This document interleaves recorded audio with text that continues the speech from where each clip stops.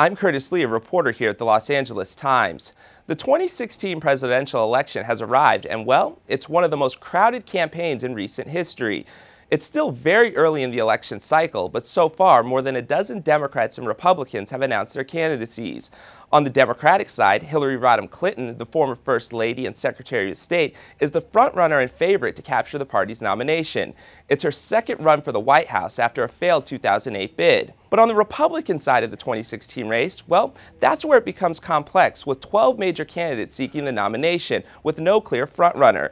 A mix of senators, former governors, a doctor, and even a reality TV star are all in the running, with more expected to enter the race later this summer. Former Florida Governor Jeb Bush is the favorite among establishment Republicans, along with Wisconsin Governor Scott Walker, who is expected to enter the race in July. Both Bush and Walker have polled near the top of most surveys in recent weeks. But Florida Senator Marco Rubio is surging in some polls. Many have billed Rubio, who is Cuban-American, as a transformational figure in the GOP.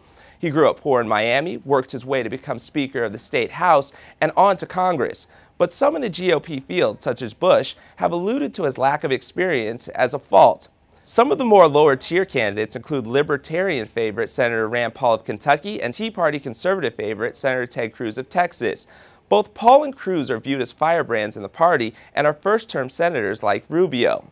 The lone woman on the GOP side, former Hewlett-Packard CEO Carly Fiorina, who ran an unsuccessful 2010 Senate race here in California, is on the lower tier and is also viewed as a possible selection as a VP pick on a 2016 ticket. Also, a surprise candidate to watch early on is Ben Carson, a retired neurosurgeon who has developed a strong grassroots following. Some polls in early primary states of Iowa and South Carolina have him doing surprisingly well.